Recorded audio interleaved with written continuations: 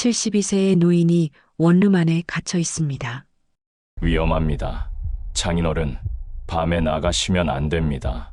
공손한 말투의 청년, 그러나 눈빛엔 차가운 계산이 숨어 있었죠. 예비 사위는 치매 걸린 장인어른을 돌보는 척하며 거대한 재산을 빼앗을 계획을 세우고 있었습니다. 하지만 그는 몰랐습니다. 갇힌 노인은 사실은 40년간 재계를 주름잡은 한기찬 회장이며 사랑하는 딸의 행복을 위해 예비 사위를 시험하기 위한 완벽한 치매 연기를 하고 있었다는 걸. 과연 사랑을 가장한 예비 사위는 어떤 대가를 치르게 될까요? 이야기 시작하기 전에 구독과 좋아요는 무료니까 꼭 눌러주시고 댓글로도 응원해주세요. 영상을 만드는데 정말 큰 힘이 됩니다. 서울 성북구 한옥저택, 초가을 저녁 11시였습니다. 마당 은행나무 아래로 서늘한 바람이 스며들고 있었죠. 72세의 한기찬 회장은 서재 창가에 앉아 창밖을 바라보고 있었습니다. 감나무 잎이 바람에 살랑이는 게 보였어요. 손끝이 미세하게 떨렸지만 한기찬은 내색하지 않았습니다. 40년 넘게 재계를 지켜온 사람의 자존심이었죠. 책상 위에는 오늘 오후에 받은 건강검진 봉투가 놓여 있었습니다. 아직 뜯지 않은 채로요. 한기찬은 그 봉투를 보며 길게 숨을 내쉬었어요. 무언가 예감이 좋지 않았습니다. 72년을 살아오며 쌓인 본능이 속삭이고 있었죠. 아버지, 보리차 드릴게요. 서윤이 따뜻한 찻잔을 들고 들어왔습니다. 35살 내과 전문의인 딸은 오늘따라 표정이 밝았어요. 하얀 가디건 차림에 머리를 뒤로 묶은 모습이 청순했습니다. 하지만 찻잔을 내려놓는 손끝이 살짝 떨리는 걸 한기찬은 놓치지 않았어요. 서윤아, 무슨 일 있냐? 아니에요. 그냥 내일 민우가 정식으로 인사드리러 온다고 했어요. 아버지께 제대로 된 인사도 못 드렸잖아요. 한기찬은 찻잔을 천천히 들어 올렸습니다. 김이 모락모락 피어오르는 보리차 너머로 딸의 얼굴이 흐릿하게 보였죠. 서윤의 눈빛에는 사랑하는 사람을 만난 여자의 설렘이 가득했습니다.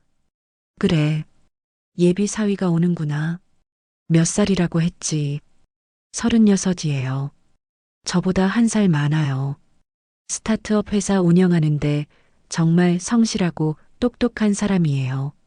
서윤의 목소리에는 확신이 가득했습니다. 한기찬은 조용히 고개를 끄덕였어요. 하지만 가슴 한구석이 묘하게 불편했습니다. 40년 넘게 수많은 사람들과 계약을 맺고 배신을 목격하고 탐욕을 지켜본 사람의 직감이었죠. 결혼은 내가 책임질 일이다. 내가 간섭할 건 없지. 다만요? 사람은 궁지에 몰려야 진짜가 보이는 법이야. 돈 앞에서, 권력 앞에서 사람이 어떻게 변하는지 아버지는 많이 봤다. 한기찬의 말에 서윤은 잠시 침묵했습니다. 무슨 뜻인지 정확히 이해하지 못한 표정이었죠. 아니, 이해하고 싶지 않은 표정이었는지도 모릅니다. 아버지, 민우는 그런 사람 아니에요. 제가 1년 넘게 지켜봤어요. 1년이면 짧지. 사람은 10년을 봐도 모르는 게 사람이야.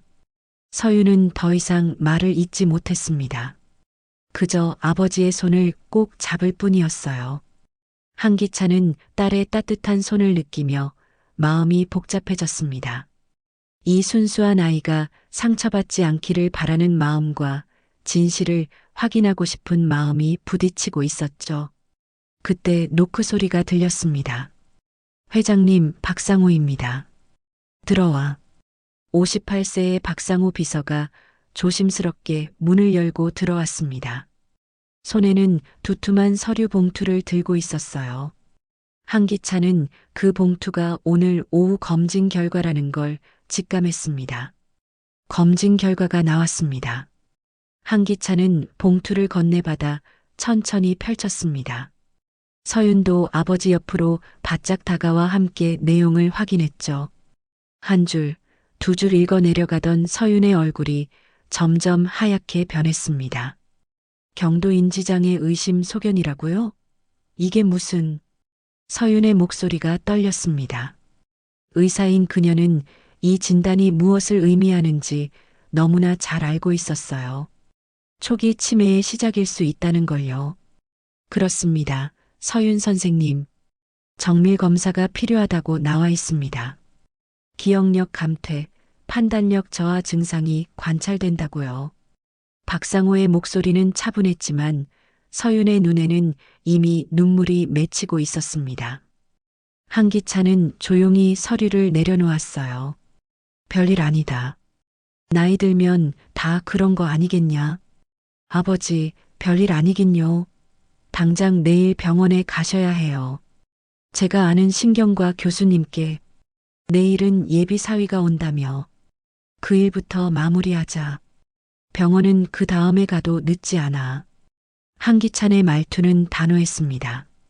서윤은 더 이상 말을 잇지 못했죠. 아버지의 완고함을 너무나 잘 알고 있었으니까요. 상호야. 예, 회장님. 내일 오는 정민우라는 친구, 신원조회는 다 끝났지. 물론입니다. 경력, 학력, 재산 상황 모두 확인했습니다. 서류상으로는 문제 없습니다. 서류상으로는 이라. 그게 함정이지. 사람은 서류로 판단하는 게 아니야. 박상호는 고개를 끄덕였습니다.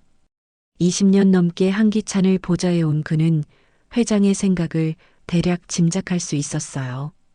혹시 따로 조사가 필요하십니까? 아니, 조사는 충분해. 이제는 내가 직접 확인할 차례야. 내일 저녁 식사 자리, 장소는 압구정 한식 다이닝으로 잡았나? 네, 프라이빗 룸으로 예약했습니다. 좋아. 그리고 상호야, 혼전 계약서 초안은 준비해뒀지. 예, 준비되어 있습니다. 서윤의 얼굴이 굳었습니다. 혼전 계약서라는 단어에 상처받은 표정이었어요. 아버지, 그건 너무... 서윤아, 이건 너를 지키기 위한 거다. 사랑과 돈은 별개야. 특히 우리 같은 집안에서는 더욱 그렇지. 한기찬의 목소리는 부드러웠지만 단호했습니다. 서윤은 입술을 깨물며 고개를 돌렸어요. 박상우가 물러나고 서윤도 방을 나간 뒤였습니다. 한기찬은 홀로 서재에 남아 깊은 생각에 잠겼어요. 창밖으로는 달빛이 고요하게 내려앉고 있었습니다. 마당의 은행나무가 바람에 천천히 흔들렸죠. 돈이 사람을 바꾼다. 40년 동안 수없이 봐왔지. 돈 앞에서 형제가 원수되고 부부가 갈라서고 자식이 부모를 버리는 걸 얼마나 많이 목격했던가. 한기찬은 내일 만날 정민우라는 젊은이를 떠올렸습니다. 서류상으로는 나무랄 데 없는 경력이었어요. 명문대 졸업에 스타트업 성공 사례까지. 하지만 한기찬은 알고 있었습니다. 서류만으로는 사람의 속을 절대 알 수 없다는 걸요. 그때 복도에서 조심스러운 발소리가 들렸습니다. 윤석래였어요. 79세의 가사도우미는 한기찬이 젊은 시절부터, 정확히는 한성개발을 막 일으킨 40년 전부터 함께 온 사람이었습니다. 회장님, 아직도 안 주무세요? 성래인가? 자네도 아직 안 잤구만. 밤이 깊어야 별이 잘 보이지 않습니까? 걱정이 많으신 것 같아서 왔습니다. 윤성래는 한기찬 옆에 조용히 앉았습니다. 두 사람 사이에는 40년이라는 긴 세월이 흐르고 있었어요. 말하지 않아도 서로의 마음을 읽을 수 있는 관계였죠. 성래야, 내가 연극을 하나 해볼까 한다. 무슨 연극 말씀이십니까? 치매 노인 연기 말이야. 내 사위 될 사람의 진짜 얼굴을 보려면 그 방법밖에 없을 것 같구나. 윤성래의 눈이 커졌습니다. 하지만 곧 심각한 표정으로 고개를 끄덕였어요. 위험한 연극이십니다만 회장님 뜻이시라면 제가 도와드리겠습니다. 하지만 서윤 선생님은 모르시는 게 나으실 겁니다. 그래, 서윤이는 모르는 게 나아. 저 아이는 사람을 너무 쉽게 믿어. 내 잘못이지. 너무 따뜻하게만 키웠나 봐. 한기찬의 목소리에 자책이 묻어났습니다. 윤성래는 조용히 한기찬의 손을 감싸주었어요. 서윤 선생님은 좋은 분입니다. 다만 세상이 냉혹하다는 걸 아직 모르실 뿐이죠. 성래야, 박상호에게도 미리 얘기해둬야겠어. 연극에는 조연도 필요하니까. 알겠습니다. 제가 내일 아침 일찍 말씀드리겠습니다. 한기찬은 천천히 자리에서 일어났습니다. 창밖으로 은행나무가 바람에 흔들리고 있었어요. 은행알이 또각 떨어지는 소리가 고요한 밤을 깨웠습니다. 그때 현관 쪽에서 벨소리가 울렸습니다. 밤 11시 반이 넘은 시각이었는데 누가 찾아온 걸까요? 한기찬은 윤성래와 함께 복도로 나가 계단을 천천히 내려갔습니다. 누구십니까? 윤성래가 인터폰으로 물었습니다. 택배입니다. 하지만 문을 열자 서 있던 건 택배 기사가 아니었습니다. 검은 모자를 눌러 쓴 낯선 젊은 남자였어요. 남자는 한기찬을 보더니 황급히 고개를 숙이고는 어둠 속으로 사라졌습니다. 뛰는 발소리가 골목 끝까지 울려 퍼졌죠. 한기찬은 바닥에 놓인 두툼한 봉투를 집어들었습니다. 안을 열어보니 사진 여러 장이 들어 있었어요. 정민우가 모르는 여자와 와인바에서 찍힌 사진들이었습니다. 두 사람은 친밀하게 대화를 나누고 있었고 여자는 정민우의 손을 꼭 잡고 있었어요. 사진 뒷면에는 메모가 적혀 있었습니다. 종각 지하 와인바. 매주 월요일 밤 10시. 여자 이름은 한지아. 한기찬의 눈빛이 차갑게 가라앉았습니다. 윤성래도 사진을 보며 깊은 한숨을 내쉬었어요. 회장님, 시작이군. 내 직감이 틀리지 않았어. 한기찬의 손이 미세하게 떨렸습니다.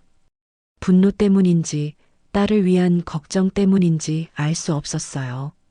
아마 둘 다였을 겁니다. 이 사진 누가 보낸 걸까요? 모르지. 하지만 고마운 사람이야. 내일부터 시작될 연극이 더욱 필요해졌어. 한기찬은 사진을 다시 봉투에 넣고 서재로 향했습니다. 마당 은행나무에서 은행알이 하나 더 떨어졌어요. 또각, 또각. 마치 시계 초침 소리처럼 들렸습니다. 내일의 폭풍이 문 앞까지 와 있었습니다. 서재로 돌아온 한기찬은 책상 서랍을 열었습니다. 오래된 지팡이 하나가 들어 있었어요. 10년 전 허리 수술 후 사용하던 것이었죠. 이제 이 지팡이가 다시 필요한 시간이 왔습니다. 침에 놓인 연기를 위해서요. 한기찬은 거울 앞에 섰습니다. 72세의 얼굴이 비쳤어요. 주름진 얼굴, 희끗한 머리. 하지만 눈빛만은 여전히 날카로웠습니다. 내일부터는 이 눈빛도 흐리게 만들어야 했죠. 정민우, 내가 진짜 서윤이를 사랑한다면 내 연극을 견뎌내거라. 하지만 돈이 목적이라면. 한기찬의 목소리가 어둠 속으로 스며들었습니다. 창밖으로 달이 구름에 가려지고 있었어요. 폭풍 전야의 고요함이었습니다. 다음 날 저녁 7시 압구정 한식 다이닝 프라이빗 룸이었습니다. 은은한 조명 아래 자리한 한옥 스타일의 공간은 고급스러우면서도 조용했어요. 창밖으로는 한강의 야경이 반짝이고 있었죠. 한기찬은 일부러 남루한 회색 점퍼를 입고 왔습니다. 평소 즐겨 입던 맞춤 정장 대신이었어요. 손에는 오래된 지팡이를 짚고 있었죠. 윤성래가 옆에서 조심스럽게 부축하고 있었습니다. 회장님, 천천히 걸으세요. 여기가 어디더라? 한기찬의 목소리가 흐릿했습니다. 눈빛도 초점이 흐려진 듯 보였어요. 연기가 시작된 거죠. 79세의 윤성래는 걱정스러운 표정으로 한기찬을 의자에 앉혔습니다. 아버지, 서윤이 황급히 다가왔습니다. 아버지의 모습에 깜짝 놀란 표정이었어요. 어제까지만 해도 멀쩡하던 아버지가 하룻밤 사이 이렇게 달라진 걸까요? 아버지, 괜찮으세요? 오늘은 컨디션이 좀. 서윤아, 내가. 누구더라? 아버지. 서윤의 목소리가 떨렸습니다. 눈물이 그렁그렁 맺혔어요. 한기찬은 속으로 미안함을 느끼면서도 연기를 이어갔습니다. 딸을 지키기 위한 연극이었으니까요. 그때 문이 열리며 정민우가 들어왔습니다. 36살의 청년은 단정한 네이비 수트 차림이었어요. 손에는 고급 와인 한 병을 들고 있었죠. 안녕하십니까, 장인어른. 정민우입니다. 정민우는 공손하게 인사했습니다. 하지만 한기찬의 모습을 보는 순간 그의 눈빛이 미묘하게 변했어요. 계산이 빠른 눈빛이었습니다.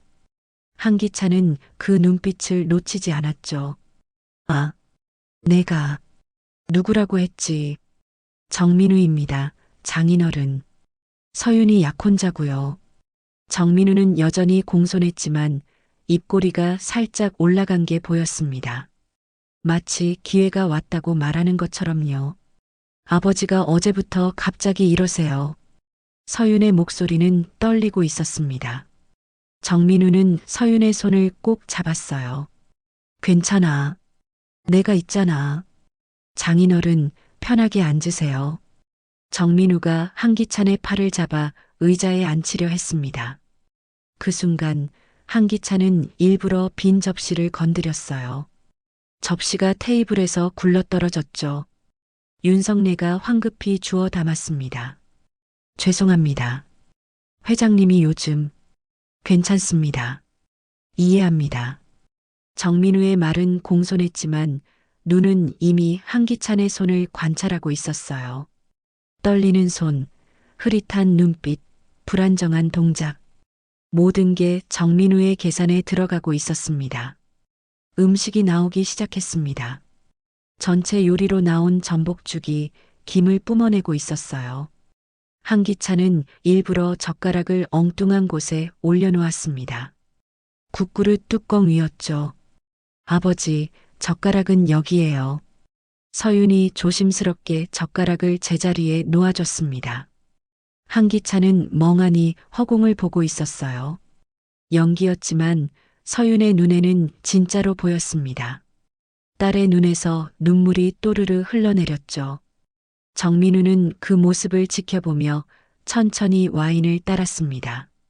손놀림이 여유로웠어요. 마치 모든 게 자신의 계획대로 흘러간다는 듯이요. 장인어른, 건강은 어떠세요? 병원은 다녀오셨고요? 병원이 어디더라? 아버지는 어제 검진 받으셨어요. 결과가 좋지 않았어요. 서윤의 목소리가 가늘어졌습니다. 정민우는 고개를 끄덕이며 안타까운 표정을 지었어요. 하지만 그의 손은 이미 재킷 안주머니에서 무언가를 꺼내고 있었습니다.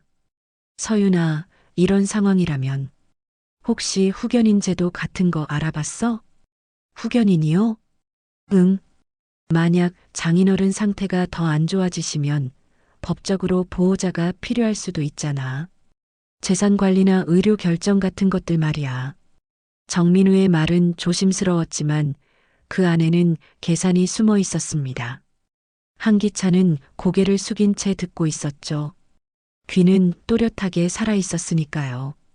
그건 아직 생각 안 해봤는데. 생각해봐. 서윤이 내가 혼자 감당하기 힘들 거야. 내가 도와줄게. 정민우가 서윤의 손을 더욱 꼭 쥐었습니다. 서윤은 불편한 표정이었지만 정민우의 말이 틀린 건 아니었어요. 아버지의 상태가 더 악화되면 정말로 법적 조치가 필요할 수도 있었으니까요. 식사가 계속되었습니다. 메인 요리로 한우 구이가 나왔어요. 정민우는 능숙하게 고기를 썰어 한기찬의 접시에 놓아줬습니다. 장인어른 드세요. 부드러운 부위로 준비했습니다. 고맙네. 자네가 누구라고 했지? 정민우입니다. 서윤이 남자친구예요. 곧 가족이 될 사람이죠. 정민우의 입가에 미소가 번졌습니다.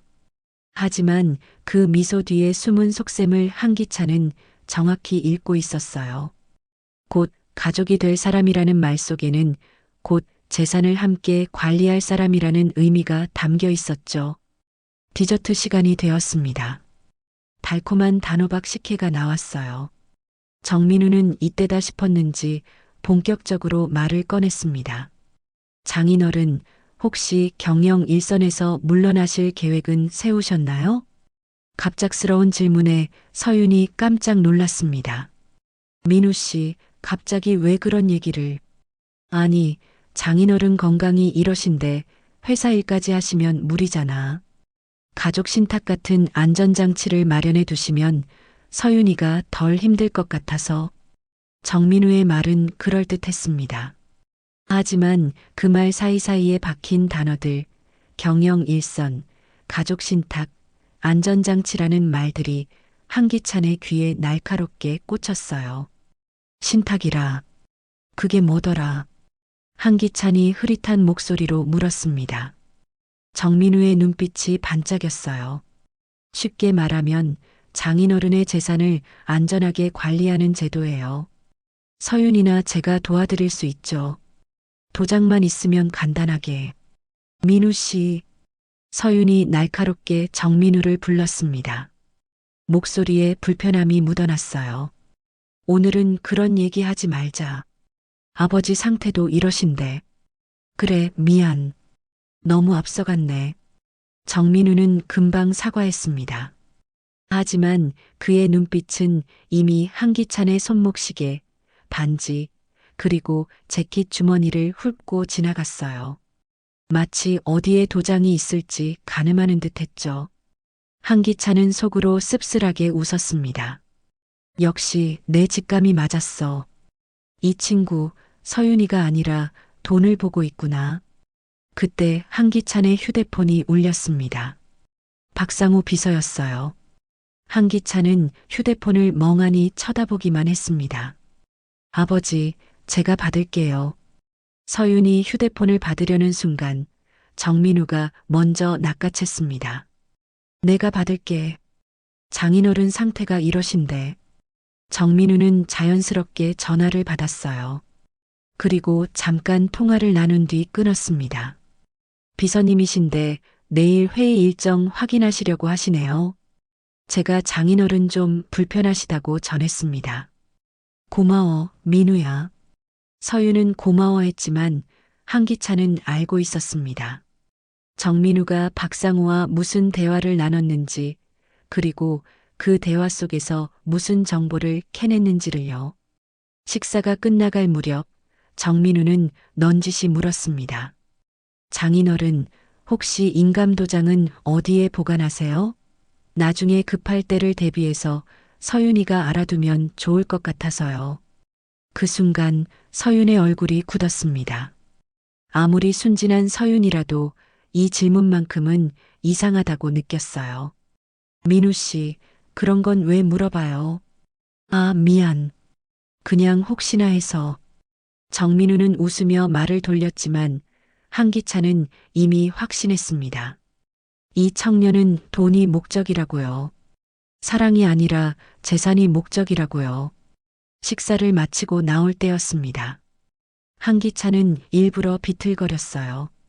윤석래가 황급히 부축했죠. 회장님, 괜찮으세요? 어지럽구나. 집에 가자. 네, 차가 밖에 대기하고 있습니다. 정민우가 재빨리 한기찬의 다른 팔을 잡았습니다. 부축하는 척하며 재킷 주머니를 슬쩍 더듬는 게 느껴졌어요. 한기찬은 모른 척했습니다.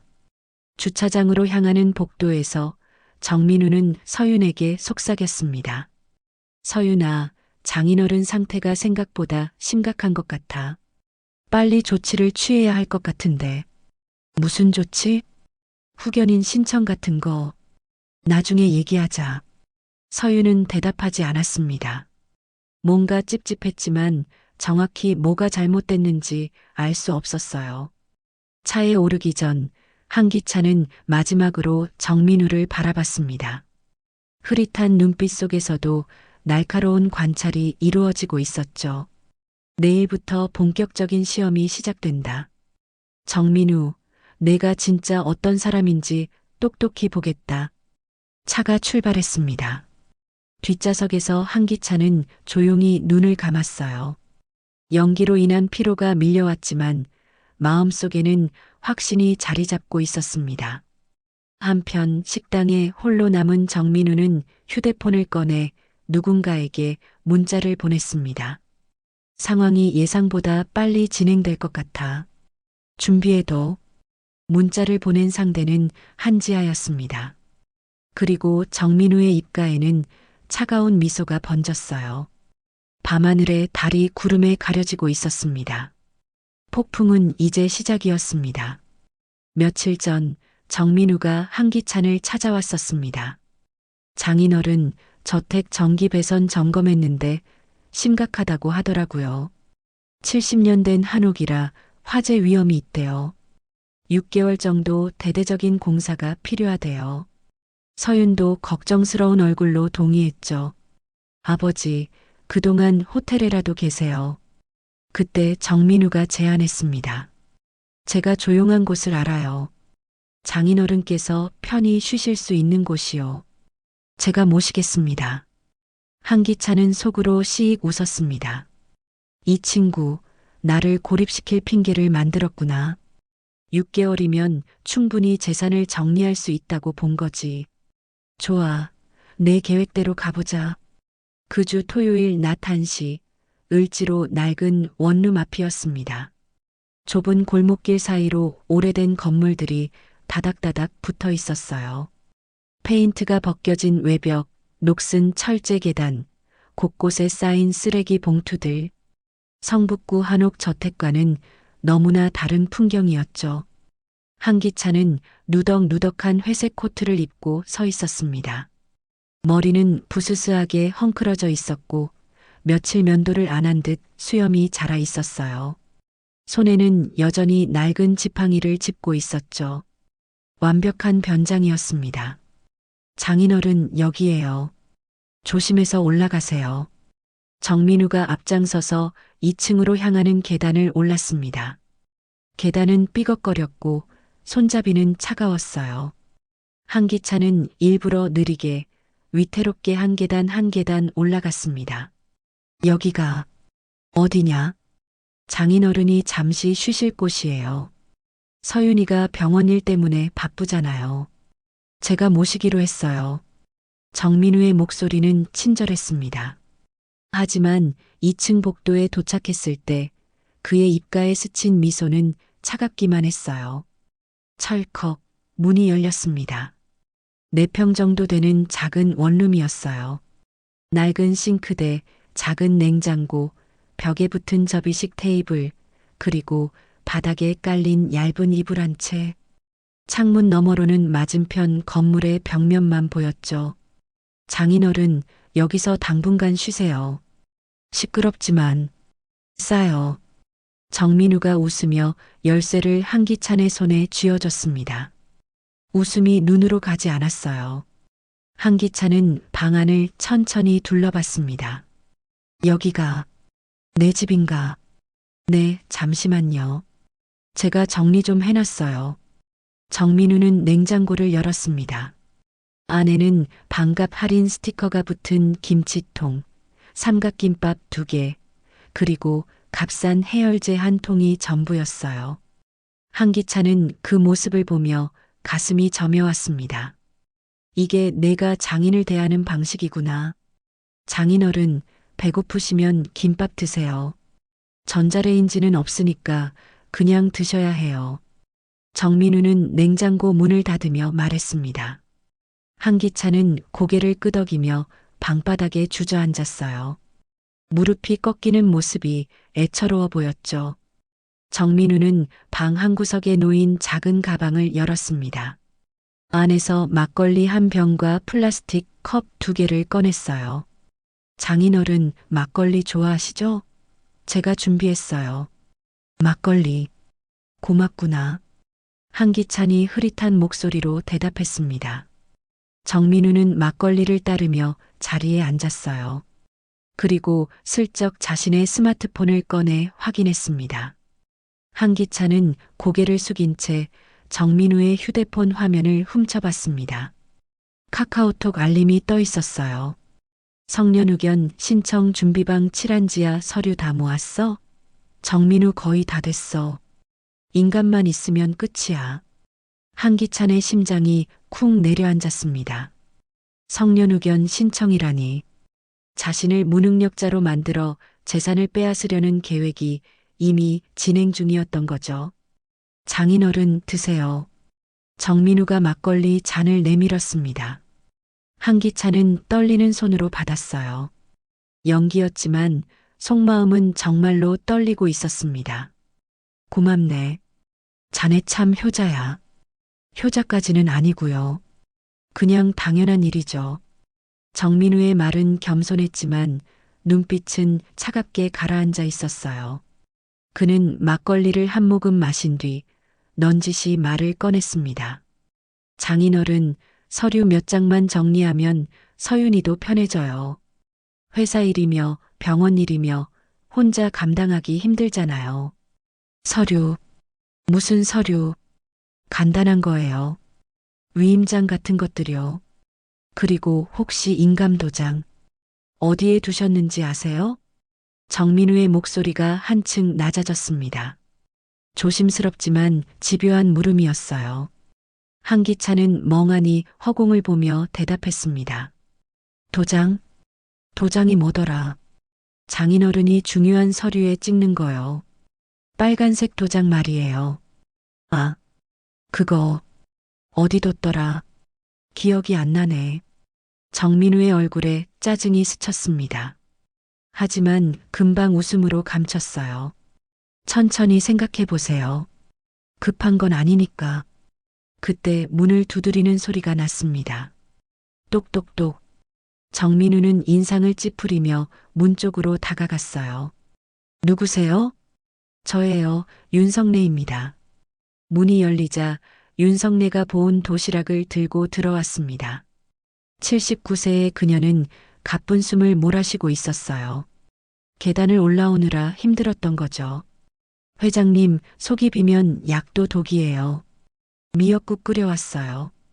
윤성래는 조심스럽게 한기찬 앞에 도시락을 내려놓았습니다. 뚜껑을 열자 따끈한 김이 모락모락 피어올랐어요. 정갈하게 끓인 미역국과 반찬들이 담겨 있었죠. 정민우의 눈빛이 날카롭게 변했습니다. 가사도우미 분이 어떻게 여길 알았죠? 제가 주소를 알려드린 적 없는데요. 윤성래는 침착하게 대답했습니다. 회장님 비서님께 들었어요. 제가 40년 가까이 회장님을 모셨는데 어디 계신지 모르면 어떡해요. 하지만 여긴 민우 씨 아무리 간소하게 지내셔도 식사는 제대로 하셔야죠. 특히 회장님은 지금 약도 드셔야 하는데. 윤성래의 말투는 단호했습니다. 정민우는 더 이상 말하지 못했어요. 뭔가 찜찜했지만 가사도우미를 내쫓을 명분도 없었죠. 한기찬은 윤성래가 건넨 숟가락을 받아들었습니다. 미역국 한 술을 떠서 입에 넣었어요. 따뜻하고 정성스러운 맛이었습니다. 눈시울이 뜨거워졌지만 참았죠. 성래야, 고맙다. 별 말씀을요, 회장님. 제가 당연히 해야 할 일이에요. 윤성래는 한기찬 옆에 앉아 반찬을 하나하나 챙겨줬습니다.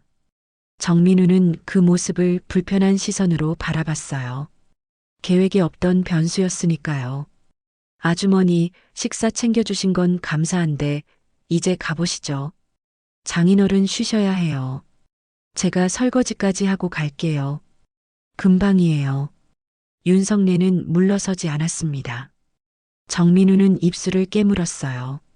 한기찬은 그 긴장감을 느끼며 조용히 국을 떠먹었습니다.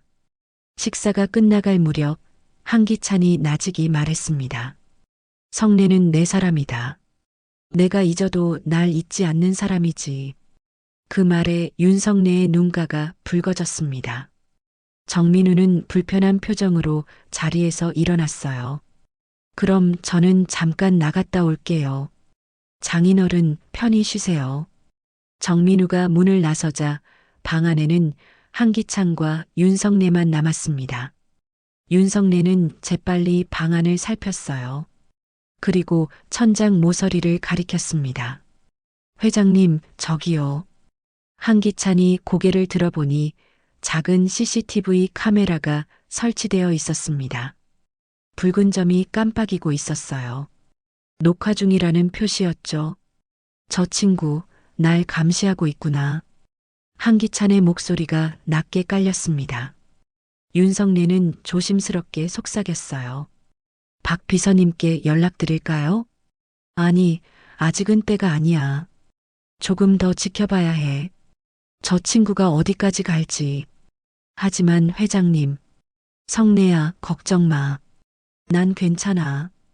다만 서윤이가 걱정이구나. 저 친구의 진짜 모습을 보면 얼마나 상처받을까. 한기찬의 목소리에 안타까움이 묻어났습니다. 윤성래는 한기찬의 손을 꼭 잡았어요. 서윤 선생님은 강한 분이세요. 진실을 알게 되면 잘 이겨내실 거예요. 그래야 할 텐데. 두 사람은 잠시 침묵했습니다. 창밖으로는 을지로의 소음이 들려왔어요. 자동차 경적, 사람들의 웅성거림, 어디선가 들리는 칼 가는 소리. 윤성래가 설거지를 마치고 일어섰습니다. 회장님, 내일 또 올게요. 식사 꼭 챙겨 드세요. 고맙네, 성래야. 조심해서 가. 윤성래가 문을 나서려는 순간 복도에서 정민우와 마주쳤습니다. 정민우는 휴대폰을 귀에 대고 통화 중이었어요. 응, 알았어. 내일 한 번 더 확인해 볼게. 도장만 찾으면. 나중에 얘기하자. 정민우는 황급히 전화를 끊었습니다. 윤성래는 그를 지나쳐 계단을 내려갔어요. 하지만 귀는 여전히 열려 있었죠. 정민우가 다시 휴대폰을 꺼내 문자를 보내는 소리가 들렸습니다. 윤성래는 건물 밖으로 나와 조용한 골목으로 향했습니다. 그리고 휴대폰을 꺼내 박상호에게 전화를 걸었어요. 박 비서님, 상황이 심각해요. 방에 CCTV가 설치되어 있고 정민우 씨가 성년의견 신청을 준비하고 있대요. 전화 너머로 박상호의 침착한 목소리가 들렸습니다. 알겠습니다. 제가 대응하겠습니다. 윤 선생님, 계속 회장님을 지켜주세요. 네, 그럴게요. 윤성래는 전화를 끊고 다시 원룸 건물을 올려다봤습니다. 2층 창문에서 한기찬의 실루엣이 보였어요. 외롭고 쓸쓸해 보이는 뒷모습이었죠. 한편 원룸 안의 한기찬은 창가에 서서 거리를 내려다보고 있었습니다. 을지로의 풍경은 낯설었지만 묘하게 편안하기도 했어요. 화려한 성북구 저택보다 이곳이 더 진실에 가까운 곳 같았습니다. 정민우, 너는 지금 무엇을 보고 있느냐? 돈인가, 권력인가? 아니면 내 딸의 눈물인가? 한기찬은 천천히 눈을 감았습니다. 내일부터는 더 큰 시험이 기다리고 있을 거라는 예감이 들었어요. 그리고 그 예감은 틀리지 않았습니다. 밤이 깊어갔습니다. CCTV의 붉은 불빛만이 어둠 속에서 깜빡이고 있었어요. 누군가는 지켜보고 누군가는 지켜지고 있었습니다. 감염무도회는 이제 막 절정으로 치닫고 있었죠. 월요일 밤 10시 반 종각 지하 와인바였습니다. 은은한 재즈 음악이 흐르는 공간은 어둡고 은밀했어요. 벽돌 인테리어와 낮은 조명이 비밀스러운 분위기를 자아냈죠. 구석진 테이블 하나에 두 사람이 앉아 있었습니다. 정민우와 한지아였어요. 31살의 한지아는 검은색 원피스를 입고 있었습니다. 긴 생머리를 한쪽으로 넘긴 모습이 세련됐어요. 두 사람 앞에는 레드와인 잔이 놓여 있었죠. 민우 오빠, 서류는 다 챙겼어? 한지아가 와인 잔을 돌리며 물었습니다. 목소리는 낮고 차분했어요. 하지만 눈빛은 날카로웠죠. 거의 끝났어. 위임장이랑 후견 추천서만 받으면 1조 2천억짜리 땅은 우리 거나 마찬가지야. 정민우가 자신만만하게 대답했습니다. 얼굴에는 승리의 미소가 번져 있었어요. 늙은이가 생각보다 빨리 무너지네. 치매 연기를 하는 건지 진짜 치매인 건지 모르겠지만 한지아가 피식 웃었습니다. 차갑고 날선 웃음이었어요. 정민우도 함께 웃으며 잔을 들어 올렸죠. 지아야, 이번만 성공하면 우리 둘 다 평생 놀고 먹을 수 있어. 그래. 오빠가 그 여자랑 결혼하고 후견인 되고 재산 정리하면 반은 내 거지? 당연하지. 약속했잖아. 두 사람의 잔이 부딪혔습니다. 따르릉 맑은 소리가 울렸어요. 하지만 그 소리는 배신의 종소리처럼 들렸습니다. 그런데 그 여자는 눈치 못 채? 전혀. 그 여자는 너무 순진해. 사랑만 믿고 살잖아. 아버지가 치매 걸렸다는 것만으로도 정신없어. 정민우의 말투에는 조롱이 섞여 있었습니다. 한지아는 고개를 끄덕이며 와인을 한 모금 마셨어요. 오빠, 인감도장은 찾았어? 아직. 늙은이가 어디 숨겨뒀는지 모르겠어.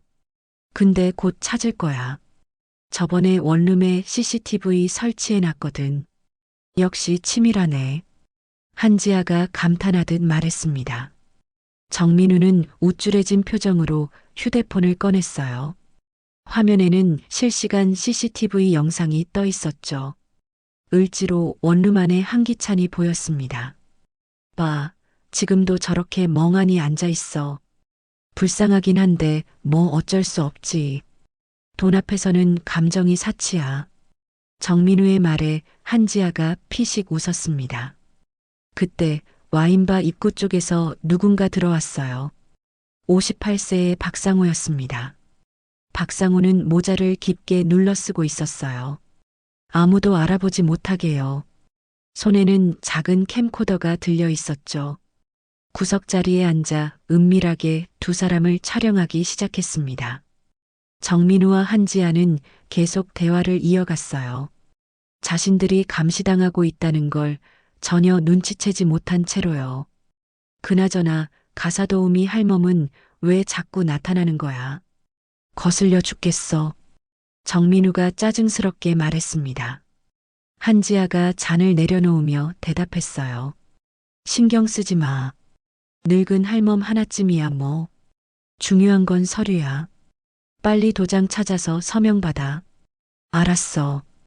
이번 주 안에 끝낼게. 두 사람은 다시 잔을 부딪혔습니다. 와인이 찰랑거렸어요. 박상호는 모든 장면을 빠짐없이 녹화했습니다. 대화 내용도 선명하게 담겼죠. 촬영을 마친 박상호는 조용히 자리에서 일어났습니다. 두 사람이 눈치채기 전에 와인바를 빠져나왔어요. 밖으로 나오자 차가운 밤바람이 불었습니다. 박상호는 곧바로 휴대폰을 꺼내 한기찬에게 영상통화를 걸었어요.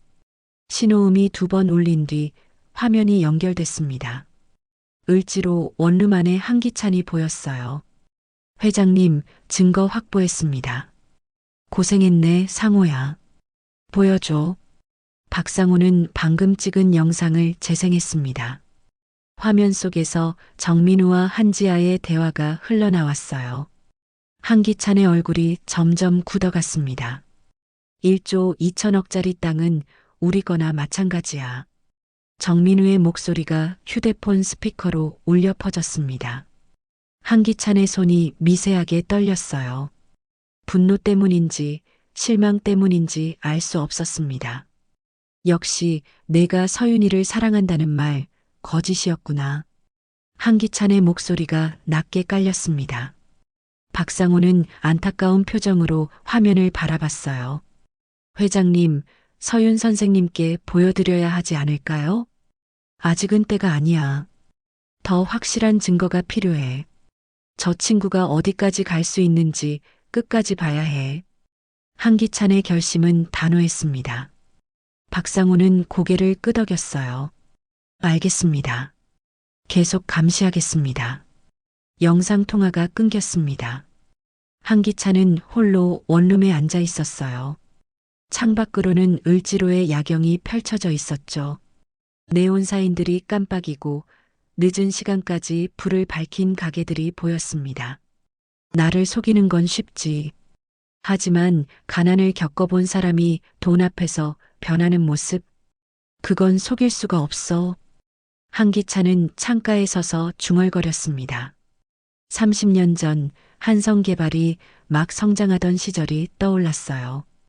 돈이 없어 병원비를 내지 못하던 사람들, 빚에 쫓겨 도망치던 사람들. 그래서 한기찬은 재단병원을 세웠었죠. 1995년, 그러니까 지금으로부터 30년 전의 일이었습니다. 혹시 정민우도 그런 가난을 겪었을까? 그래서 이렇게까지 돈에 집착하는 걸까? 한기찬은 복잡한 심경이었습니다. 분노와 동시에 이해하고 싶은 마음도 들었어요. 하지만 이해와 용서는 다른 문제였죠. 그때 문 밖에서 발소리가 들렸습니다. 누군가 복도를 걷고 있었어요. 정민우였습니다. 한기찬은 재빨리 침대에 누워 눈을 감았어요.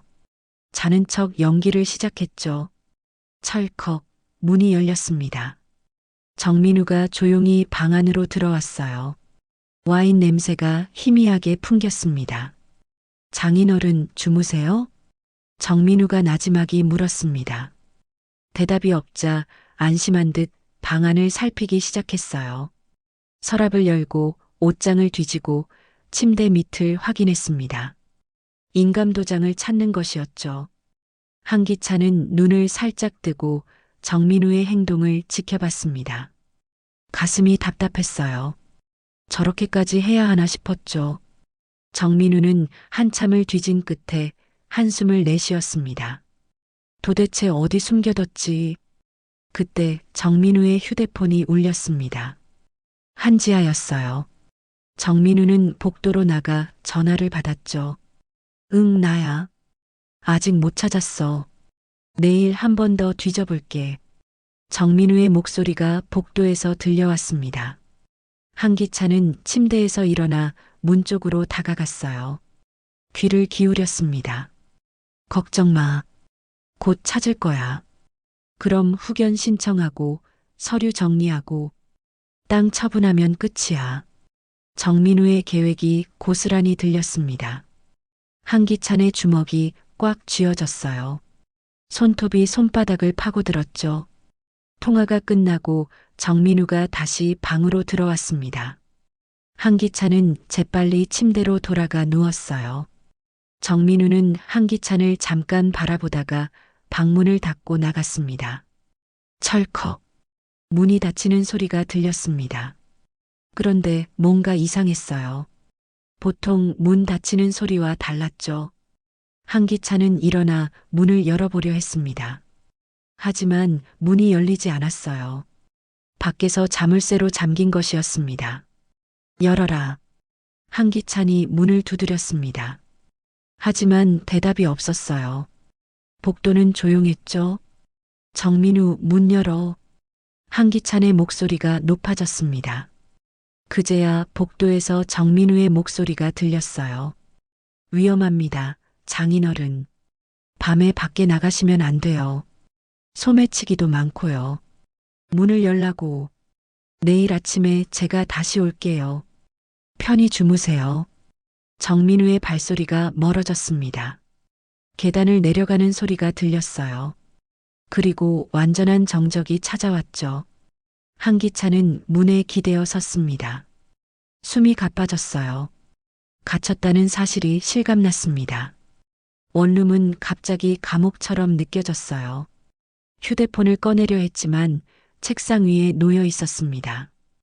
정민우가 일부러 가져간 것이었죠. 한기찬은 무릎이 꺾이는 것을 느꼈어요. 바닥에 털썩 주저앉았습니다. 쿵, 쿵. 심장이 빠르게 뛰었습니다. 가슴이 답답하고 숨이 차올랐어요. 72세의 몸은 이런 스트레스를 견디기 힘들었습니다. 서윤아, 내가 고른 사람이 이런 사람이었구나. 한기찬의 목소리가 떨렸습니다. 실망과 분노, 그리고 딸에 대한 걱정이 뒤섞여 있었어요. 창밖으로는 을지로의 밤이 깊어가고 있었습니다. 구두 닦기 아저씨의 칼 가는 소리, 골목 냄새, 오래된 네온사인. 모든 것이 낯설고 쓸쓸했어요. 한기찬은 가만히 눈을 감았습니다. 내일 아침이 오기를, 그리고 이 연극이 빨리 끝나기를 바랄 뿐이었죠. 하지만 진짜 시험은 이제부터 시작이었습니다. 천장에 CCTV 붉은 불빛만이 어둠 속에서 깜빡이고 있었어요. 누군가는 지켜보고 누군가는 갇혀 있었습니다. 그리고 진실은 점점 더 어둠 속으로 가라앉고 있었죠. 화요일 새벽 2시 을지로 원룸이었습니다. 한기찬은 여전히 문 앞에 앉아 있었어요. 몇 시간째 같은 자리였죠. 창밖으로는 고요한 새벽거리가 보였습니다. 가로등 불빛만이 희미하게 골목을 비추고 있었어요. 쿵, 쿵. 심장이 불규칙하게 뛰었습니다. 가슴이 답답하고 숨쉬기가 힘들었어요. 72세의 몸은 이 긴장과 스트레스를 견디기 벅찼죠. 손이 떨리고 식은땀이 등을 타고 흘러내렸습니다. 물. 한기찬은 간신히 일어나 싱크대로 향했습니다. 비틀거리는 걸음이었어요. 수도꼭지를 틀어 물을 한 모금 마셨죠. 차가운 물이 목구멍을 타고 내려갔지만 가슴의 답답함은 가시지 않았습니다. 그때 복도에서 발소리가 들렸습니다. 누군가 계단을 올라오고 있었어요. 한기찬은 문 쪽으로 다가갔습니다. 누구냐? 저예요, 성례예요. 회장님. 윤성례의 다급한 목소리가 들렸습니다. 문고리를 잡아당기는 소리가 났어요. 회장님, 문이 왜 잠겼어요? 열쇠가 안 맞아요. 밖에서 잠겼어. 정민우가 날 가둬놨어. 한기찬의 목소리는 지쳐 있었습니다. 윤성례는 황급히 휴대폰을 꺼냈어요. 지금 박 비서님께 연락드릴게요. 금방 올 거예요. 고맙네, 성례야. 한기찬은 다시 바닥에 주저앉았습니다. 머리가 어지러웠어요. 윤성례는 복도에서 박상호에게 다급히 전화를 걸었죠. 30분 후 박상호가 도착했습니다. 손에는 비상 열쇠 세트를 들고 있었어요. 문을 따는 데는 10분도 걸리지 않았습니다. 철컥. 문이 열렸습니다. 윤성례와 박상호가 황급히 방 안으로 들어왔어요. 한기찬은 벽에 기댄 채 앉아 있었습니다. 얼굴이 창백했어요. 회장님. 박상호가 한기찬을 부축했습니다. 윤성례는 물을 떠다 드렸어요. 괜찮아. 조금 쉬면 돼. 한기찬의 목소리는 약했지만 눈빛만은 여전히 또렷했습니다. 박상호는 걱정스러운 표정으로 한기찬을 바라봤어요. 회장님, 이제 그만하셔야 합니다. 너무 위험해요. 아직 끝나지 않았어. 정민우가 어디까지 갈지 봐야 해. 하지만 회장님 건강이, 내 건강보다 서윤이가 더 중요해. 저 친구의 진짜 모습을 똑똑히 봐야 서윤이가 상처받지 않아. 한기찬의 결심은 확고했습니다. 박상호는 더 이상 말리지 못했어요. 윤성례는 조용히 한기찬의 손을 잡았죠. 새벽 3시가 되었습니다. 박상호는 한기찬을 침대에 눕히고 밖으로 나갔어요. 윤성례도 따라 나왔습니다. 박 비서님, 이대로는 안 돼요. 회장님 건강이 너무 나빠지고 계세요. 저도 압니다. 하지만 회장님 뜻이 워낙 확고하셔서요.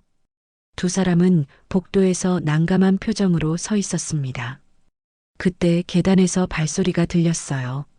누군가 올라오고 있었습니다. 서윤이었습니다. 성내 이모님? 박 비서님? 여기서 뭐 하세요? 서윤은 깜짝 놀란 표정이었어요. 35살의 그녀는 병원 가운 위에 겉옷만 걸친 채였습니다. 밤 당직을 서다가 급히 온 것 같았죠. 서윤 아가씨가 어떻게 민우 씨한테 연락받았어요. 아버지가 갑자기 쓰러지셨다고. 그래서 황급히 왔는데 박상우와 윤성래는 서로 눈빛을 교환했습니다. 정민우가 서윤을 부른 것이었죠. 이유가 뭘까요? 아버지는 괜찮으세요? 안에 계십니다. 들어가 보시죠. 서윤은 서둘러 방문을 열고 들어갔습니다. 한기찬은 침대에 누워 있었어요. 눈을 감고 있었지만 숨소리가 거칠었습니다. 아버지. 서윤이 다가가 한기찬의 손을 잡았습니다. 한기찬은 천천히 눈을 떴어요. 서윤아, 내가 왜 여기? 아버지, 괜찮으세요?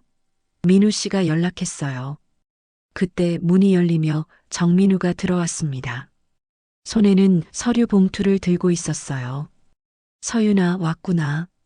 장인어른 상태가 안 좋으셔서 불렀어. 정민우의 얼굴에는 걱정하는 표정이 가득했습니다. 하지만 눈빛은 차가웠어요. 계산된 연기였죠. 민우 씨, 무슨 일이에요? 장인어른이 오늘 밤에 갑자기 쓰러지셨어. 내가 부축해서 침대에 눕혔지. 그래서 서윤이 내가 꼭 와야 할 것 같아서. 정민우는 서류 봉투를 천천히 열었습니다. 안에서 진단서 한 장을 꺼냈어요. 그리고 이것도 전해주고 싶었어. 서윤이 진단서를 받아들었습니다. 읽어 내려가던 그녀의 얼굴이 점점 하얗게 변했어요. 이게 뭐예요? 진단서에는 이렇게 적혀 있었습니다. 진단명 중증 치매 후견인 필요 판정 의사 서명 한서윤. 제가 쓴 진단서가 아니에요. 저는 이런 거 쓴 적 없어요. 서윤의 목소리가 떨렸습니다. 정민우는 조용히 고개를 저었어요. 서윤아, 내가 기억을 못하는 거야. 지난주에 내가 직접 썼잖아. 장인어른을 위해서라고. 아니에요. 저는 이런 진단서 쓴 적 없어요. 서윤이 소리쳤습니다.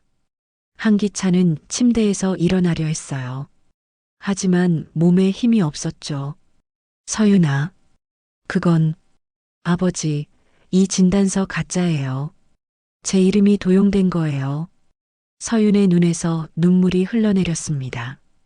정민우는 침착하게 말을 이었어요. 서윤아, 진정해. 내가 너무 스트레스를 많이 받아서 기억이 혼란스러운 거야. 민우 씨, 제가 지금 정신이 온전해요. 이 진단서는 가짜라고요. 서윤의 목소리는 확고했습니다. 하지만 정민우는 계속 차분한 태도를 유지했어요. 알았어, 서윤아. 일단 진정하고. 중요한 건 지금 장인어른이야. 우리 빨리 병원으로 모셔야 하지 않을까? 정민우의 말은 그럴듯했습니다. 서윤은 잠시 망설였어요. 아버지의 상태가 걱정됐으니까요. 그래요. 일단 병원부터 가요. 서윤이 한기찬을 부축하려 했습니다. 그때 정민우가 또 다른 서류를 꺼냈어요. 그리고 서윤아, 이것도 좀 봐줘. 후견인 신청서야. 장인어른을 위해서 필요해. 후견인 신청서요? 응. 장인어른 상태가 이러시니까 법적으로 보호자가 필요해. 내가 서명하면 내가 처리할게. 정민우는 서류와 펜을 서윤에게 내밀었습니다. 서윤은 서류를 받아들었어요. 읽어 내려가다가 멈칫했죠. 이건 재산관리 위임도 포함되어 있네요? 당연하지. 장인어른이 스스로 관리하실 수 없으니까 우리가 대신 해야지. 정민우의 말투는 자연스러웠습니다. 하지만 그 속에는 욕심이 숨어 있었어요. 서윤은 불편한 표정으로 서류를 내려놨습니다. 민우 씨, 이건 너무 성급한 것 같아요. 아버지 상태도 아직 확실하지 않은데. 서윤아, 지금이 적기야. 나중에는 더 복잡해질 수도 있어. 정민우의 목소리에 조급함이 묻어났습니다. 그 순간 한기찬이 침대에서 일어났어요. 서윤아, 듣지 마라. 한기찬의 목소리는 약했지만 또렷했습니다. 서윤은 아버지를 바라봤어요. 아버지, 그 서류, 가짜야. 내 딸이 나를 팔 리가 없어. 한기찬의 목소리가 떨렸습니다. 눈에서는 눈물이 흘러내렸어요. 서윤도 울음을 터뜨렸죠. 아버지, 저는 그런 진단서 안 썼어요. 정말이에요. 알아. 알고 말고. 부녀가 서로를 안았습니다. 정민우는 그 모습을 차갑게 바라봤어요. 계획이 틀어지고 있었죠. 박상우가 조용히 방 안으로 들어왔습니다. 손에는 캠코더가 들려 있었어요.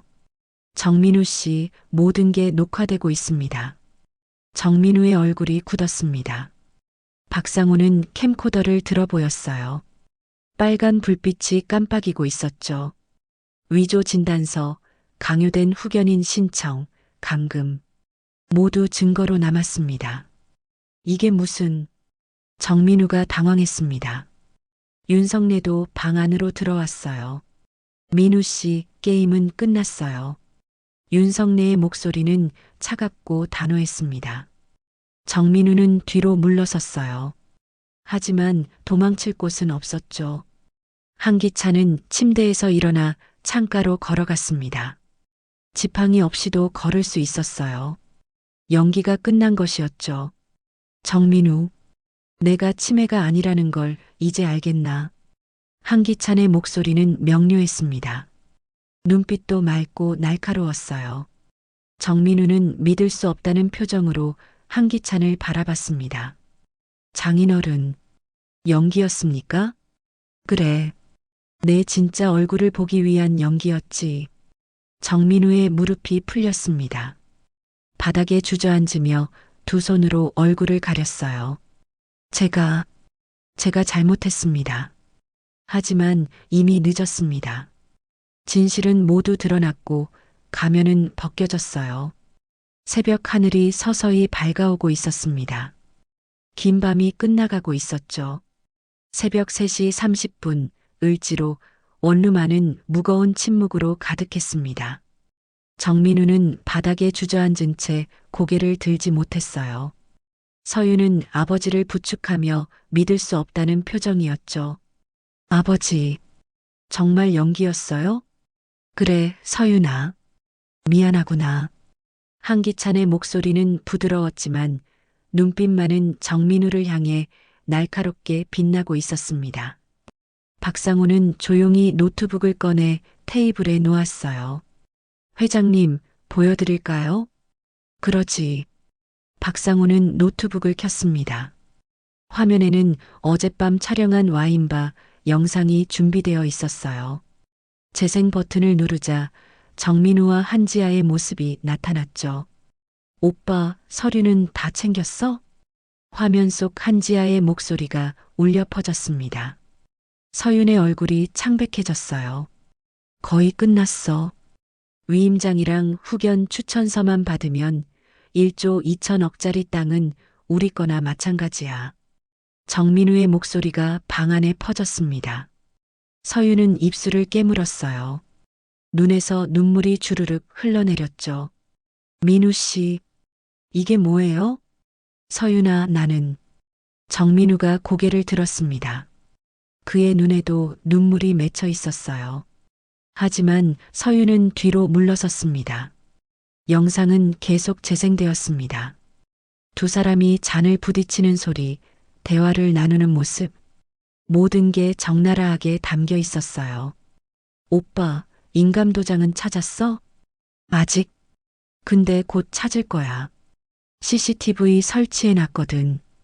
영상이 끝났습니다. 방 안에는 숨소리만 가득했어요.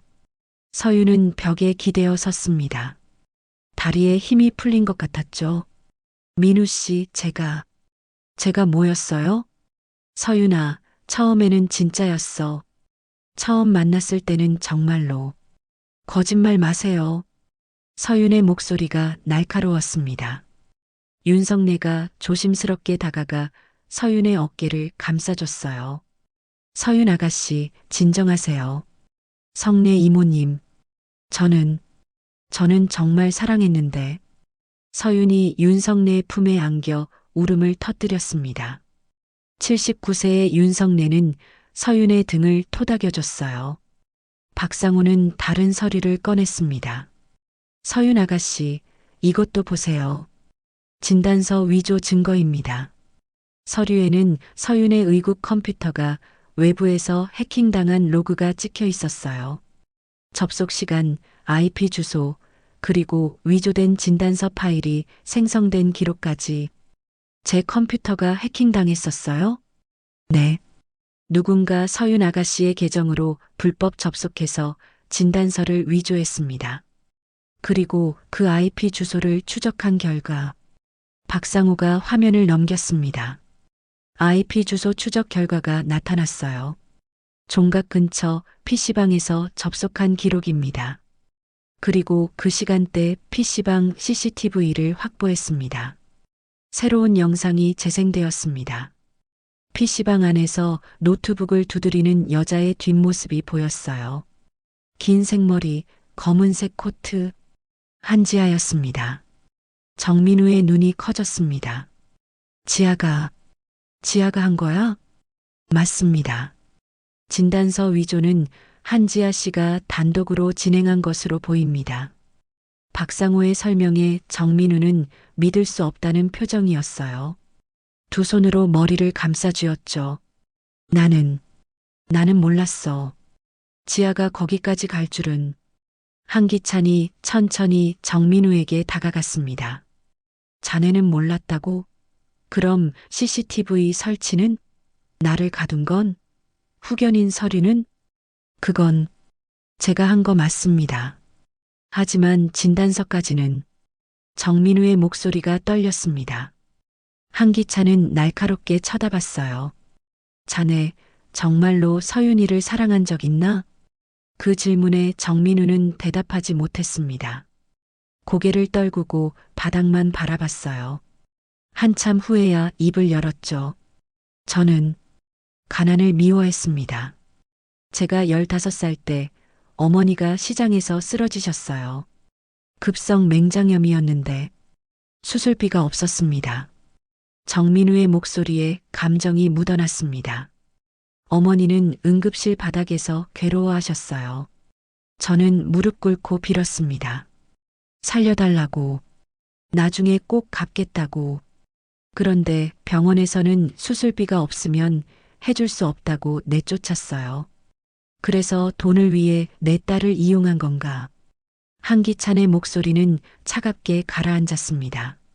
정민우는 고개를 저었어요. 처음에는 아니었습니다. 서윤 씨를 만났을 때 정말 좋아했어요. 따뜻하고 착한 사람이었으니까. 그런데 지아를 만나고 나서 한지아를 만나고 박상우가 물었습니다. 정민우는 천천히 고개를 끄덕였어요. 지아는 제 대학 동기였어요. 1년 전에 우연히 다시 만났죠. 지아도 저처럼 가난한 집안 출신이었어요. 그래서 통했던 것 같아요. 지아가 말했어요. 우리 같은 사람들은 부자들한테 배워야 한다고. 정민우는 두 손으로 얼굴을 가렸습니다. 지아가 계획을 세웠어요. 후견인이 되고 재산을 나눠 갖자고. 저는 처음엔 망설였어요. 하지만 1조 2천억이라는 숫자를 듣는 순간 욕심이 이긴 거지. 한기찬의 말에 정민우는 대답하지 못했습니다. 서윤은 눈물을 닦으며 정민우를 바라봤어요. 민우 씨, 그럼 저한테 했던 말들은 다 거짓이었어요? 아니에요. 처음엔 진심이었어요. 정말로. 사랑이었으면 멈췄어야 해요. 서윤의 목소리는 차가웠습니다. 정민우는 고개를 떨구었어요. 그때 윤석래가 조용히 말을 꺼냈습니다. 정민우 씨, 혹시 어머니 수술하신 병원 기억하세요? 성모병원이었어요. 왜요? 윤석래와 박상우가 눈빛을 교환했습니다. 박상우가 다른 서류를 꺼냈어요. 이것 좀 보세요. 서류에는 2000년 성모병원 무료 수술 기록이 있었습니다. 그리고 그 중 한 명의 이름이 눈에 띄었어요. 환자명 김순자 보호자, 정민우 수술비 전액 면제 후원 한성재단. 정민우의 눈이 커졌습니다. 이게 무슨... 성모병원은 한성재단이 운영하는 병원입니다. 1995년 회장님께서 세우셨죠. 가난한 사람들을 위한 무료 진료 병원이었어요. 박상호의 설명에 정민우는 믿을 수 없다는 표정이었습니다. 장인어른이 어머니를 살리신 거였어요? 한기찬은 조용히 고개를 끄덕였습니다. 나는 기억 못했네. 30년 전에 얼마나 많은 사람들을 도왔는지. 하지만 자네 어머니도 그 중 한 분이었던 모양이야. 정민우의 눈에서 눈물이 주르륵 흘러내렸습니다. 무릎이 완전히 풀려 바닥에 엎드렸어요. 제가 은인을 배신한 거였어요? 방 안이 다시 침묵에 잠겼습니다. 윤석래는 낡은 영수증을 꺼냈어요. 제가 30년 동안 간직했던 겁니다. 언젠가 필요할 줄 알고요. 영수증에는 흐릿하지만 김순자라는 이름과 무료 수술이라는 도장이 찍혀 있었어요. 정민우는 바닥에 엎드린 채 소리 없이 울었습니다. 서윤도 눈물을 흘렸어요. 하지만 그 눈물의 의미는 달랐죠. 한기찬은 창가로 걸어가 밖을 바라봤습니다.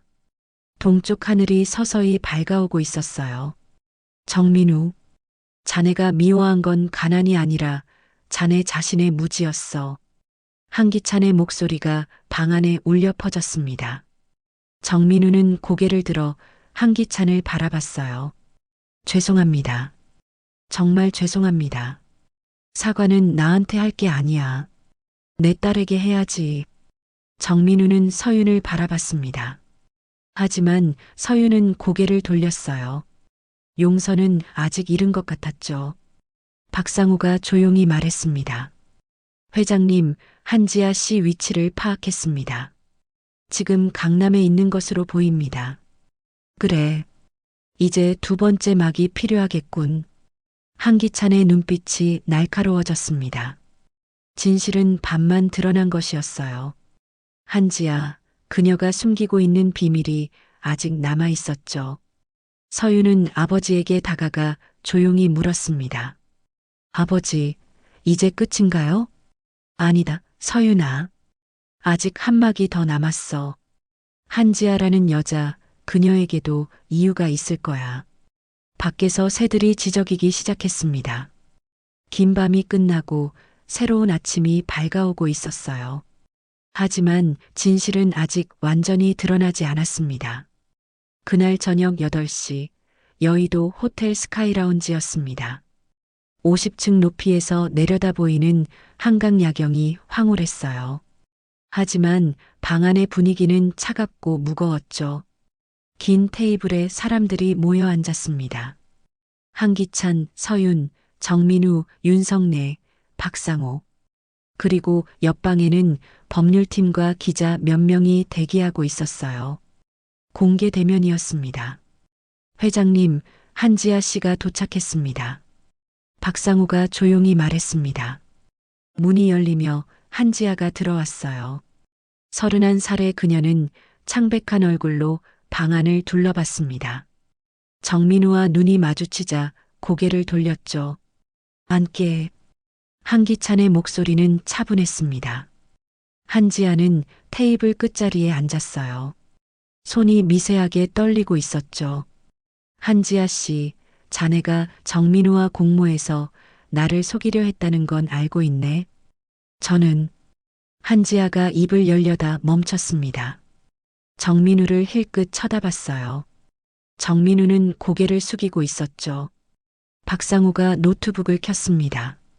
와인바에서 촬영한 영상이 다시 재생되었어요. 오빠, 서류는 다 챙겼어? 화면 속 한지아의 목소리가 울려 퍼졌습니다. 한지아는 입술을 깨물었어요.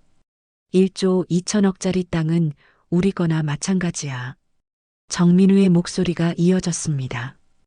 영상이 끝나자 한기찬이 천천히 입을 열었어요. 한지아 씨, 왜 이런 짓을 했나? 자네와 나는 원수지간도 아닌데. 한지아는 한참 동안 침묵했습니다. 그러다 천천히 고개를 들었어요. 눈에는 눈물이 가득했죠. 회장님, 제 아버지 기억하세요? 자네 아버지? 네. 한철수. 2005년에 한성개발 을지로 재개발 현장에서 일했던 하청업자였어요. 한기찬의 눈빛이 흔들렸습니다. 2005년, 20년 전 일이었어요. 을지로 재개발. 그때, 네, 맞아요. 공사대금 3억 원을 못 받았죠. 한성개발이 계약을 일방적으로 파기했으니까요. 한지아의 목소리가 떨렸습니다. 윤석래가 조심스럽게 말했어요. 그건 회장님 잘못이 아니었어요. 당시 담당 상무가 횡령을 했었고, 알아요. 다 알아요. 하지만 결과는 똑같았어요. 아버지는 빚에 쪼들리다가 술에 빠지셨고, 어머니는 집을 나가셨어요. 저는 11살이었어요. 한지아의 눈에서 눈물이 흘러내렸습니다. 서윤도 안타까운 표정으로 바라봤어요. 아버지는 5년 전에 돌아가셨어요. 강경하였죠. 임종 직전까지 한성개발을 원망하셨어요. 그래서 저는 복수하고 싶었어요. 그래서 정민우를 이용한 건가? 한기찬의 목소리가 낮게 깔렸습니다. 한지아는 고개를 끄덕였어요. 대학 동기였던 민우 오빠가 서윤 씨를 만났다는 걸 알았어요. 그래서 접근했죠. 오빠한테 말했어요. 부자들한테 배워야 한다고. 우리도 한 번쯤 편하게 살 자격이 있다고. 정민우가 고개를 들었습니다. 지아야, 그만해. 왜요? 이제 와서 양심이라도 생긴 거예요, 오빠? 한지아의 목소리에 비난이 섞여 있었습니다. 정민우는 대답하지 못했어요. 한기찬은 깊은 한숨을 내쉬었습니다. 한지아 씨, 자네 아버지 일은 내가 미안하게 됐네. 당시 내가 제대로 관리하지 못한 탓이지. 하지만요? 자네가 진단서까지 위조했다는 건 용서할 수 없어. 한기찬의 목소리가 단호해졌습니다. 한지아의 얼굴이 창백해졌어요. 진단서요? 저는 진단서 위조 안 했는데요. 순간 방안이 조용해졌습니다. 박상우가 고개를 갸웃했어요. 무슨 말씀이십니까? PC방 CCTV에 당신이 찍혔는데요. PC방은 맞아요. 하지만 저는 후견인 서류 양식만 찾았어요. 진단서는 오빠가 만든다고 했는걸요. 한지아가 정민우를 똑바로 바라봤습니다. 정민우의 얼굴이 굳었어요. 지아야, 무슨 소리야. 오빠, 진실을 말해요. PC방에서 제가 나가고 나서 오빠가 제자리에 앉았잖아요. 그리고 서윤 씨 계정 해킹한 거 저한테 자랑했잖아요. 정민우는 말문이 막혔습니다. 박상우가 재빨리 노트북을 조작했어요. 잠깐만요. PC방 CCTV를 다시 확인해 보겠습니다. 화면에 PC방 영상이 다시 재생되었습니다. 한지아가 자리에서 일어나 나가는 모습이 보였어요. 그리고 1시간 후 정민우가 들어와 같은 자리에 앉았습니다. 이게 박상우의 목소리가 떨렸습니다. 정민우는 그 자리에 앉아 노트북으로 무언가를 작업했어요. 화면을 확대하자 한서윤 진단서라는 파일명이 보였죠. 민우 씨, 서윤의 목소리가 떨렸습니다. 정민우는 고개를 들 수 없었어요. 오빠, 저한테 뒤집어 씌울 생각이었죠? 모든 걸 제 탓으로 만들 생각이었던 거예요? 한지아의 목소리에 배신감이 가득했습니다. 정민우는 두 손으로 얼굴을 감싸 쥐었어요. 저는 너무 무서웠어요. 들킬까봐. 그래서 동료를 배신한 거냐? 한지아가 소리쳤습니다. 눈에서 눈물이 주르륵 흘러내렸어요. 한기찬은 정민우를 차갑게 바라봤습니다. 정민우, 자네는 가난을 핑계 삼았지. 하지만 진짜 문제는 자네 안에 있었어. 비겁함과 욕심이지. 정민우는 바닥을 응시했습니다. 서윤이 천천히 일어났어요. 민우 씨, 당신 어머니를 살린 병원이 제 아버지가 세운 곳이라는 걸 아셨죠? 정민우는 고개를 숙이고만 있었습니다. 언제부터 아셨어요? 1년 전에 서윤을 만나고 나서 알았어. 성모병원이 한성재단 소속이라는 걸. 그러면서도 아버지를 속이신 거예요? 서윤의 목소리는 차가웠습니다. 죄송합니다. 저는 은혜를 원수로 갚았습니다. 사랑이었으면 멈추셨어야죠. 서윤의 말에 정민우는 대답하지 못했습니다. 한기찬이 천천히 일어났어요. 서윤아, 이제 결정할 시간이야. 네, 아버지. 서윤은 가방에서 서류를 꺼냈습니다. 혼인신고서와 약혼 계약서였어요. 민우 씨, 여기까지예요. 약혼도, 계약도, 모든 관계를 정리합니다. 서윤은 서류를 찢었습니다. 찢어진 종이 조각들이 바닥에 흩날렸어요. 그리고 진단서 위조, 해킹, 감금 혐의로 고소하겠어요. 박상우가 조용히 고개를 끄덕였습니다. 법률팀이 대기하고 있습니다. 정민우는 무릎이 꺾였습니다. 바닥에 주저앉으며 눈물을 흘렸어요. 죄송합니다. 정말 죄송합니다. 한지아도 고개를 숙였습니다. 회장님, 저도 잘못했어요. 복수라는 명분으로 나쁜 짓을 한 건 사실이에요. 한지아 씨, 한기찬이 한지아를 바라봤습니다. 자네 아버지 일은 내가 보상하겠네. 늦었지만, 하지만 자네가 한 일에 대해서는 책임을 져야 해. 알고 있어요. 한지아는 담담하게 대답했습니다. 눈물도 변명도 없었어요. 문이 열리며 경찰 2명이 들어왔습니다. 정민우와 한지아를 데려가기 위해서였죠. 정민우 씨, 한지아 씨, 동행하시죠. 두 사람은 일어났습니다. 정민우는 마지막으로 서윤을 바라봤어요. 서윤아, 한 가지만 믿어줘. 처음 만났을 때의 마음만큼은 진심이었어. 서윤은 대답하지 않았습니다. 그저 고개를 돌렸을 뿐이었죠. 두 사람이 나가고 방 안에는 한기찬, 서윤, 윤성래, 박상우만 남았습니다. 서윤은 창가로 걸어가 한강을 내려다봤습니다. 야경이 아름다웠지만 가슴은 텅 빈 것 같았어요. 아버지, 제가 너무 순진했나요? 아니다, 서윤아. 너는 사람을 믿는 법을 아는 거야. 다만 이번엔 잘못된 사람을 믿었을 뿐이지. 한기찬이 딸의 어깨에 손을 얹었습니다. 서윤은 아버지의 품에 안겨 조용히 울었어요. 돈은 사람을 시험하지. 하지만 사람다움은 돈을 이긴다. 그걸 기억해라. 한기찬의 목소리는 부드러웠습니다. 밖으로는 한강에 불빛이 반짝이고 있었어요. 긴 밤이 지나고 이제 진짜 끝이 보이기 시작했습니다.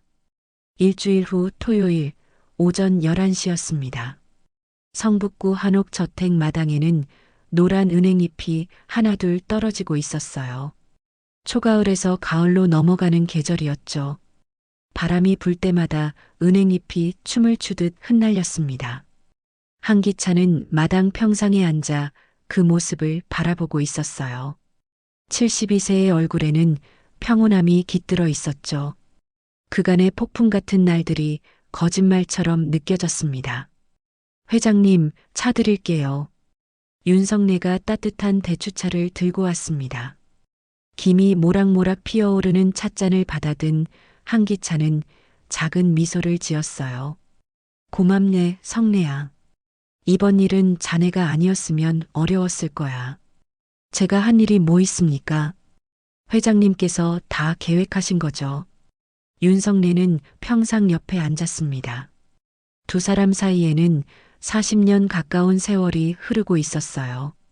성례야, 사람을 의심하는 연극을 했더니 마지막에 남는 건 결국 내가 믿고 싶은 마음이더구나. 한기찬의 목소리에는 깊은 감회가 묻어났습니다. 윤성래는 조용히 고개를 끄덕였어요. 회장님, 서윤 아가씨는 괜찮으실까요? 시간이 필요하겠지. 하지만 우리 딸은 강해. 이겨낼 거야. 그때 현관문이 열리는 소리가 들렸습니다. 서윤이었어요. 병원 가운을 벗고 편한 옷으로 갈아입은 모습이었죠. 아버지, 성내 이모님. 서윤아, 왔구나. 병원 일은 끝났냐? 네. 오늘은 오전 진료만 보고 왔어요. 서윤은 아버지 옆에 앉았습니다. 얼굴에는 여전히 피로가 묻어 있었지만 눈빛만은 또렷했어요. 아버지, 오늘 민우 씨한테서 편지가 왔어요. 서윤은 가방에서 봉투 하나를 꺼냈습니다. 한기찬은 조용히 그 편지를 받아들었어요. 봉투를 열자 정민우의 손글씨가 빼곡히 적혀 있었습니다. 서윤 씨, 그리고 장인어른께 저는 어제 조사에서 위조, 사기미수, 감금 혐의를 모두 인정했습니다. 선처 탄원은 하지 않았습니다. 제가 저지른 일에 대해 온전히 책임지고 싶습니다. 나와 어머니를 살린 병원이 장인어른께서 세우신 곳이었다는 걸 알았을 때 제 가슴이 무너져 내렸습니다. 은혜를 원수로 갚은 제 자신이 부끄럽습니다. 죄송합니다. 갚을 수 있다면 몸으로 갚겠습니다. 서윤아, 행복해라. 마이너스 정민우. 편지를 다 읽은 한기찬은 천천히 접어 서윤에게 돌려줬습니다. 서윤아, 마음이 어떠냐? 아프지만 이게 맞는 것 같아요. 사랑이었으면 멈췄어야 했으니까요. 서윤의 목소리는 담담했습니다. 눈물은 없었어요. 이미 지난 며칠간 많이 울었으니까요. 박상호가 서류 가방을 들고 마당으로 들어왔습니다. 회장님, 보고 드릴 일이 있습니다. 말해보게. 한지아 씨가 경찰 조사에 적극 협조하고 있습니다. 눈물도 변명도 없다고 합니다. 그리고 한지아 씨 아버지 사건 관련 자료를 정리했습니다. 박상호는 서류를 꺼내 한기찬에게 건넸어요.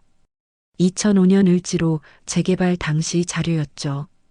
당시 담당 상무가 공사비를 횡령했던 게 맞습니다. 하청업체들이 피해를 입었고요. 알고 있네. 그때 내가 제대로 관리하지 못한 탓이지. 한기찬의 목소리에는 자책이 묻어났습니다. 회장님, 한지아 씨 가족에게 보상금을 지급하는 게 어떨까요? 그래야지. 20년이 지났어도 잘못은 바로 잡아야 해. 금액은 자네가 적정선으로 산정하게. 알겠습니다. 박상호는 고개를 숙였습니다. 그리고 서윤을 바라봤어요. 서윤 아가씨, 병원 쪽은 괜찮으십니까? 네, 박 비서님. 컴퓨터 보안 시스템을 전면 교체했어요. 그리고 의무기록 보안 교육 프로그램을 새로 만들었어요. 이런 일이 다시는 일어나지 않도록요. 서윤의 말에는 결연함이 담겨 있었습니다. 한기찬은 딸을 흐뭇하게 바라봤어요. 서윤아, 잘했다. 아픔을 딛고 일어선 거구나. 아버지 덕분이에요. 아버지께서 보여주셨잖아요. 진실을 확인하는 용기를요. 서윤은 아버지의 손을 꼭 잡았습니다. 한기찬의 눈가가 붉어졌어요. 서윤아, 사랑도 직업도 책임도 검증이 필요하다. 하지만 검증 후에는 믿어야 해. 그게 진짜 관계야. 네, 아버지. 이제 알았어요. 장독대 사이로 김이 피어올랐습니다. 윤성래가 아침부터 끓여둔 된장찌개였어요. 회장님, 점심 준비됐어요. 같이 드실까요? 그러지. 오늘은 다 같이 먹어야지. 네 사람은 대청마루로 자리를 옮겼습니다. 소박하지만 정갈한 밥상이 차려졌어요. 된장찌개, 김치, 나물, 생선구이. 윤석래의 손맛이 가득한 음식들이었죠. 서윤 아가씨, 많이 드세요. 요즘 많이 힘드셨죠? 고마워요, 성래 이모님. 잘 먹을게요. 밥을 먹으며 한기찬이 조용히 말했습니다. 돈은 사람을 시험하지.